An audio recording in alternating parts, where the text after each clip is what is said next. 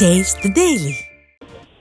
தமிழக மக்களிடம் பெரும் வரவேற்பை பெற்றுள்ள இசட் பாதுகாப்பு வழங்கப்பட்டுள்ள எங்கள் கழக பொதுச் செயலாளருடைய மக்களை காப்போம் தமிழகத்தை மீட்போம் எழுச்சி பயணத்தில் அற்ப இடையூறுகளை ஏற்படுத்தி குழப்பத்தை விளைவிக்க முயலும் அதிமுகவின் ஸ்டாலின் மாடல் அரசுக்கு கடும் கண்டனம் தெரிவித்து அனைத்திந்திய அண்ணா திராவிட முன்னேற்ற கழகத்துடைய முன்னாள் அமைச்சரும் திருப்பத்தூர் மாவட்ட கழக செயலாளருமான KC வீரமணி கண்டன அறிக்கை வெளியிட்டிருக்கிறார். அவர் வெளியிட்டிருக்கக்கூடிய கண்டன அறிக்கையில் அனைத்திந்திய அண்ணா திராவிட முன்னேற்ற கழக பொதுச் செயலாளர், மாண்புமிகு சட்டமன்ற எதிர்க்கட்சித் தலைவர், தமிழ்நாடு முன்னாள் முதலமைச்சர் புரட்சி தமிழர் திரு எடப்பாடி K பழனிசாமி அவர்கள் மக்களை காப்போம் தமிழகத்தை மீட்போம் என்ற உன்னத நோக்கத்தை லட்சியமாக கொண்டு கடந்த 7/7/2025 முதல் சட்டமன்ற தொகுதி வாரியாக தொடர் பிரச்சார எழுச்சி பயணத்தை மேற்கொண்டு வருகிறார் என்று குறிப்பிட்டிருக்கிறார். மக்கள் கடல் அலை போல் கூட்டம் கூட்டமாக இந்த எழுச்சி பயணத்தில் கலந்து கொண்டு பேராதரவு அளித்து வருகின்றனர் என்று தெரிவித்திருக்கிறார்.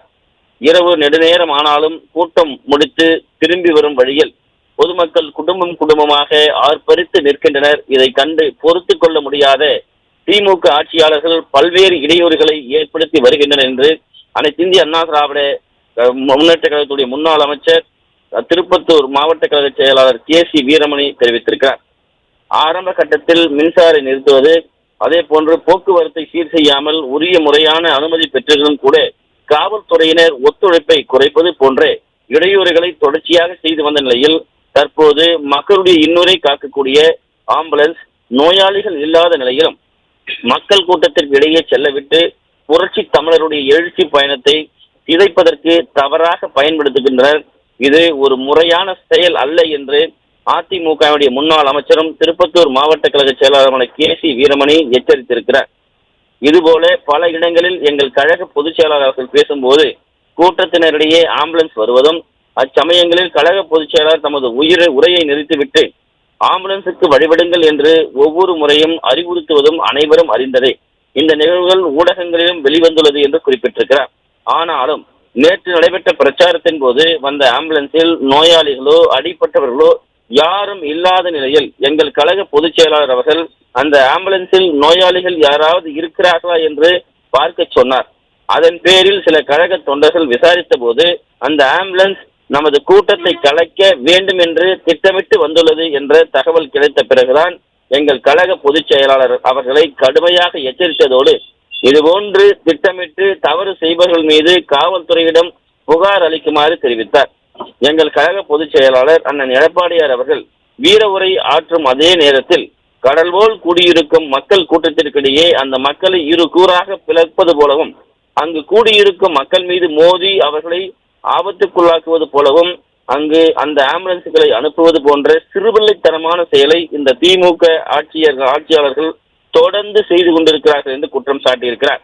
இந்த நிலையில் நேற்று 18/8/2025 அணைக்கட்டு பேருந்து நிலையம் அருகே வேகமாக வந்த ஆம்புலன்ஸில் நோயாளியோ அல்லது உயிருக்கு ஆபத்தான நிலையில் இருக்கும் எவருமே இல்லாமல் முறையான சீருடை அணியாத ஒரு ஓட்டுநர் அதிவேகமாக இசட் பாதுகாப்பு வழங்கப்பட்டிருக்கும் எங்கள் கழக பொதுச் செயலாளர் சிறப்பு பேருரை ஆற்றி வரும் கூட்டத்திற்கு இடையே செல்லுவது என்பது கவலைக்குரியது என்று குற்றம் சாட்டியுள்ளார்.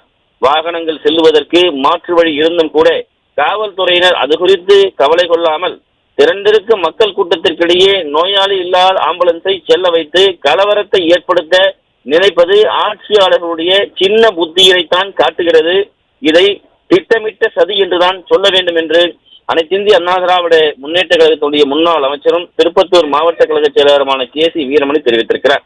இன்றைய நவீன காலத்தில் உயிர் காப்பதற்கு பயன்படுத்தப்படும் ஆம்புலன்ஸ் போன்ற வாகனங்களை திமுக திட்டமிட்டு பயன்படுத்துவது மிகவும் ஆபத்தான போக்காகும். இச்செயலை வன்மையாக கண்டிக்கத்தக்கது என்று தெரிவித்திருக்கிறார்.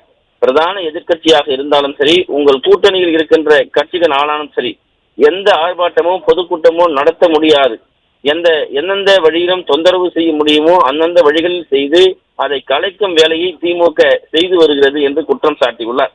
அதே போல அனைத்து துறைகளைச் சேர்ந்தவர்கள் தங்களது நியாயமான உரிமைகளுக்காக போராடுகிற போது இந்த அரசு அனுமதி அளிப்பதில்லை. திட்டமிட்டு துன்புறுத்தி கைது செய்வது தொடர்கதையாக நடந்து கொண்டிருக்கிறது. அதாவது உருவைந்து உறைஞ்சா வெல்படை வேந்தன் வெறுக்கையில் எல்லாம் தலை என்ற வகைப்பாடு படைகளும் கொண்டு எவ்வித இடையூறுகளுக்கும் அஞ்சாமல் போரிடக்கூடியதாகவும் உள்ள படையே ஒரு தலைவருடைய சிறந்த படை என்று எடுத்து காட்டியிருக்கிறார். அனைத்திந்திய அண்ணா திராவிட முன்னேற்ற கழகம் என்னும் மாபெரும் மக்கள் பேர் இயக்கம் இது போன்ற குள்ளநரிகள் செய்யும் இடையூறுகளுக்கெல்லாம் அஞ்சாமல் எதிர்த்து நின்று நேர்மையாக களமாடி வெல்லும் தொண்டர் படையை கொண்டது என்றும் தொண்டர்கள் வளமே அனைத்திந்திய அண்ணா திராவிட முன்னேற்ற கழகத்துடைய பெரும் சொத்து என்று தெரிவித்திருக்கிறார். இது போன்ற அற்பத்தரமான செயல்களால் முதலமைச்சர் அரியணையில் அமர்வது தடுக்க முடியாது. இப்படி ஒரு எண்ணம் உங்களுக்கு இருந்தால் அதை சுக்குநூறாக உடைப்போம் என்று அனைத்திந்திய அண்ணா திராவிட முன்னேற்ற கழகத்துடைய முன்னாள் அமைச்சர் திருப்பத்தூர் மாவட்ட கழக செயலாளர் KC வீரமணி தெரிவித்திருக்கிறார்.